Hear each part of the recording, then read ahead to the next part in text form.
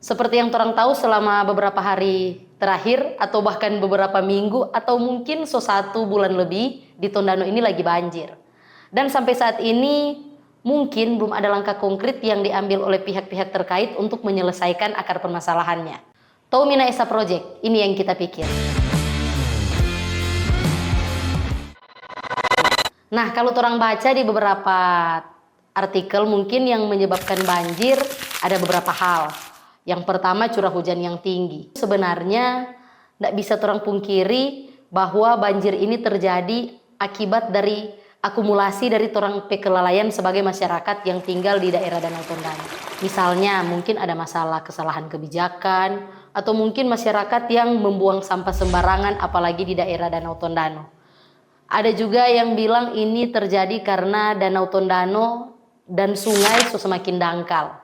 Ada lagi yang bilang kalau banjir ini terjadi karena kurang resapan air yang ada di Tondano ini. Sampai ada yang bilang bahwa ini juga disebabkan oleh revitalisasi Danau Tondano yang sampai saat ini DP proyek belum kelar. Dan kalau memang benar penyebab banjir di Tondano seperti yang kita sebutkan tadi, berarti orang semua masyarakat yang tinggal di daerah Danau Tondano berperan besar atas terjadinya banjir yang sedang melanda di Tondano saat ini. Kalau DP keadaan Susamading sekarang ini yang paling menderita siapa? Ya masyarakat, apalagi masyarakat yang terdampak. Rumah-rumah yang terendam banjir selama beberapa minggu, bahkan ada rumah yang kayaknya sudah layak huni untuk keadaan sekarang. Masih banyak masyarakat yang pilih untuk tetap menetap di rumah masing-masing.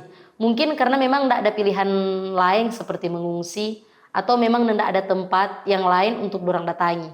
Dan dengan kondisi rumah yang saat ini terus masyarakat tetap memilih tinggal di atas banjir, pasti akan beresiko bagi kesehatan masyarakat itu sendiri. Yang menjadi pertanyaan besar saat ini di mana pemerintah?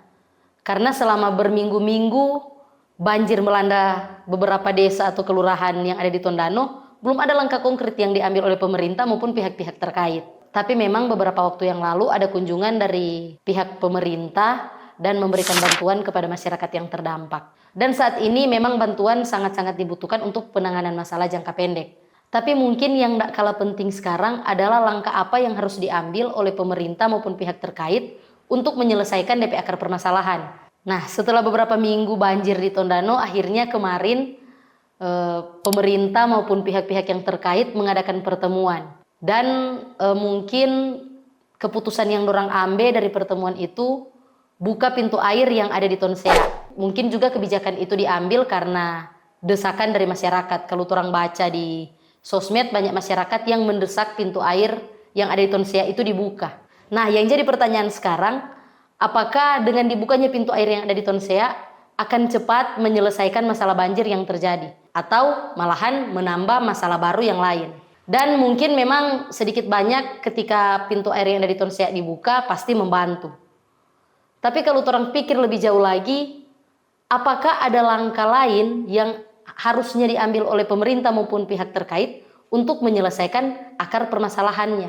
Kalau menurut Ngoni, apa langkah lain yang harus diambil pemerintah selain buka pintu air yang ada di Tonsea?